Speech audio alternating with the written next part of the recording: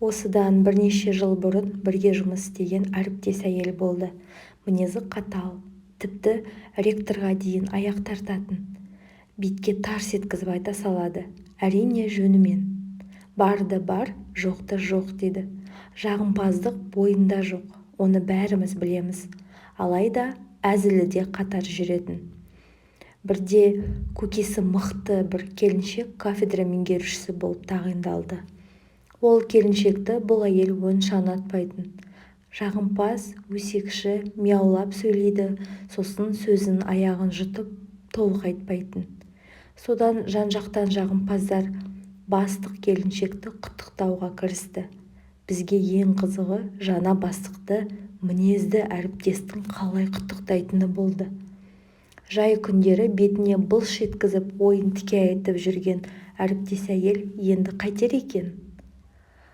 Хош, елдер сыйлыққа дейін сыйлап, сабынсыз кіру іс-шарасын бастап кетті.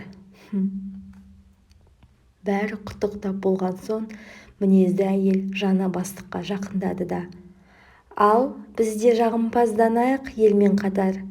Көкен арқылы қолын жеткен креслон құтты болсын. Осы орынға сені лайық деп санамаймын, кешір. Сенен де мықтылар бар еді. Алайда саған бұйырыпты. Считается. Енді жоқ абыройды жинасаң, сенің жетістігін сол болмақ. Аман болшы», деді. Күлкіміз кеп өліп бара жатсақ та үндемедік. Ұят қой.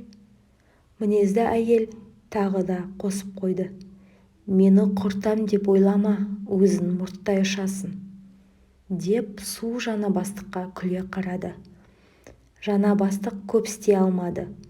Қылыштың жүзімен жүргендей күй кешті.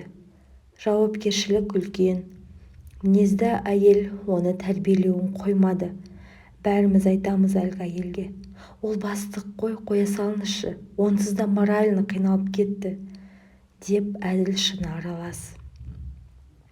Мен ректорға жамандап, кезінде тұқыртқаны сұмдық еді, сәл бос ұстасан бұл секіреді, сол себепті осылай істеймін деп күледі мінезді әйел. Ол әріптеске ректор, декан, кафмең дегендердің тісі батпайтын. Оқитын студентке берсін. Сабаққа келмейтін крышасы барларға екісін қойып беретін. Бір беткей жаман қатып қалған, өте білімді, сауатты.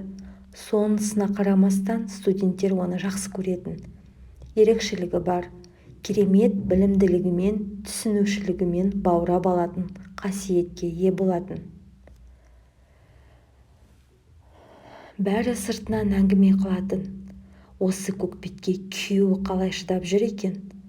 Бешара күйеуін жерге тығып, үнін шықпайтындай етіп езіп тастаған шығар. Әйтпесе неге бізге күйеуін көрсетпейді? Мүмкін күйеуі жоқ шығар. Мына бәленің мінезі сұмдық қой, деген сияқты. Басқа қызметке ауысып, ол әйелмен байланыс үзілді. Кейде хабарласып қоятынмын. Ешқашан отбасы туралы сұраған емеспін. Өз айтпаса қайтем. Жаңа жылдың алдында сол әйелмен супермаркетте жолығысып қалдық. Сол әдемі қалпы, еш өзгермеген, бірден таныдым. Шүйіркелесіп кеттік. Қояр да қоймай үйіне шақырды. Әдемі көлігімен үйіне бардық. Қала шетінде жеке үйде тұрады екен. Біз келген соң артынша жолдасы кірді. Неткен сымбатты кісі деп ойладым. Жымия амандасты. Сыртқы түрінен бір жерде үлкен қызмет атқаратыны көрініп тұр. Немесе жақсы бизнеспен айналысады. Сол сәт апай оның сыртқы киімін алып, киім ілгішке іліп, ілтипат көрсете бастады.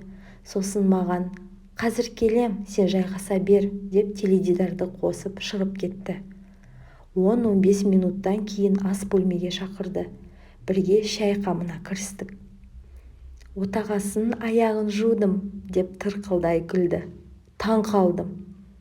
«Сен қыстан қалма, оның аяғын жуып келе жатқаныма 30 жылдай болды», дегенде шынында талып қала жаздадым. Мен оған универ бітіре сала тидім. Менің бір біткен мінезімді ұнатқан екен. 2 жыл сонымда жүрді. Мен де көкіректікке салынып, енді қалай маған жағар екенсің дегендей бас бұрмадым. Ол да қайтпады. Білесің ғой, отличник деген атағым бар, деп ахахалай күліп алды. Егер анам қайтыс болмағанда тимес пе едім, тағдыр ғой деп ойлаймын. Бітірген жылы анам қайтты. Есеңгіреп жүрген кезімде бұл жігіт маған мықты демеу болды. Бар назым мен еркелігімді, жындылығы мен бірбеткей мінезімді көтере білді. Сосын анамның жылынан соң көзімді жұмып тидім де кеттім, деді. Мен сіздің жолдасыңыз барын білмеппін, дедім. Ол күлді. Ешкім білген емес, не қылам оны әлемге әйгілеп. Отбасы менікі, күйеу де менікі, отбасы құпиясы деген болады. Оған әркімді араластыруға болмайды. Онда отбасының қасиеті кетеді. Кез келген отбасылық кикілжіңді сыртқа жаятын адамдар, әсіресе әйелдер, отбасын жоғалту алдында деп білемін. Мені отағасы қатты сүйді, құрметтеді, аялады. Ендеше неге мен кекірейе беремін? Сол алғашқы кезде анамнан айырылу маған ауыр, маған зорлық көрсетпей аялайтын болсан, керек десен күнде аяғыңды жуып беремін деп айттым.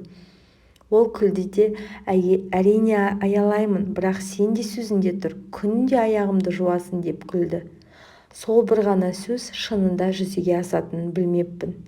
Ертеңінде уәдемді орындайым деп тазикке жылы су құйып оны шақырдым. Ол ұялып отырды. Өз күйеуім емес пе? Мені жақсы көреді, мен оны жақсы көремін. Аяғын жуудың несі айып? Сабындап қойып жууға кірістім. Оған ұнаған сияқты. Енді ұнамайшы, біреу нәзік саусақтарымен аяғынды жылы суда сипалап отырса, деп Бірбеткей апайымыз рахаттана күліп алды. Мәссаған, сізде біз білмеген құпия көп екен, дедім мен. Ой, бұл отағасы деген соған үйреніп алды. Бірбеткей мінезді, менің мұндай нәрсе жасайтынымды күтпеген болса керек. Алғашқы кезде үндемей отыратын. Кейін басымнан сипап, алғысын жаудыратын болды. Мен оның аяғын жуып отырғанда әңгімелесеміз. Сондай кезде жақсы әңгімелер өрбиді. Бірде сондай әңгімен қызығына елітіп, 1 сағат аяғын жуам ғой. Екеуміз әбден күлдік. Отағасының мейірбандығы бір бөлек. Мені аялайтынында сөз жоқ. Аллаға мың алғыс. Осы 30 жыл отасқан өмірімде оған қарсы келген емеспін. Жаман сөз айтпақ түгілі. Қатты сыйлаймын, себебі ол мені аялайды, пікіріме құрметпен қарайды. Алла сыйлаған періштем дейді.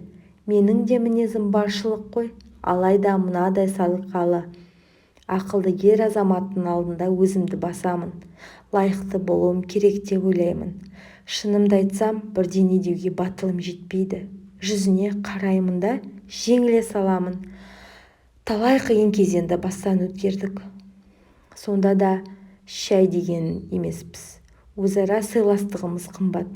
Мені жай жүрегімен сүйген адам ғой бұл. Мен де соған лайықты болуым керек. Аяғын күнде жуамын осылай, деп мен білмеген сырын ақтарды. Ойға шомып кеттім. Сен қыз көп ойлана берме. Мінезді апай қалай аяқ жуып жүр деп. Әркім сыйлағанның құлы. Өте сыйлаймын отағасын. Бір кездері оның фирмасы банкрот болып, 2 жыл арбаны өзім сүйрегем. 3 бала кішкентай, үйді залогқа қойдық. 3 жерде жұмыс істеймін. Маған қысым жасалды, өзінде білесің.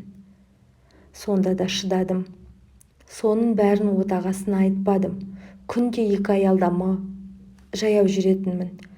Үнемдеген ақшаға редиска, укроп алатынмын. Қанша қиналсам да шыдадым. Үйдің бар шығыны мойнымда. Үйге кеш келемін. Кіре сала отағасын аяғын жуамын. Ол кейде ұялады. Масыл болып отырып, несіне хан сияқты аяқ жуғызамын деп. Жуып отырып, көп алғыс естемін. сол айтатыны: бағыма бұйырған періштем. Кім ойлаған мінезі ауыр арудың осылай аяқ жуып отыратынын, кім ойлаған жұмыссыз қалған күйеуін бірбеткей қызын мойымай асырайтынын. Сенің барына шүкір. Аллаға рахмет, сені қосағым еткен, деп айтатын. Иә, кейіннен аяққа тұрып, іс алға басып, ақырындап жақсы болып кетті. Қазақстанның 7 облысында компаниясы бар. Қарамағында 1000-нан аса қызметкер. Шүкір осы күніме, деп ағынан жарылды. Айтпақшы, анау жақта көлікті туған күніме сыйлады. Ойламаған жерден. Әйтпесе қызымызға, ұлымызға бір көліктен мінгізді ғой. Мен таксимен жүретінмін. Правам да жоқ, еш құнттамаппын.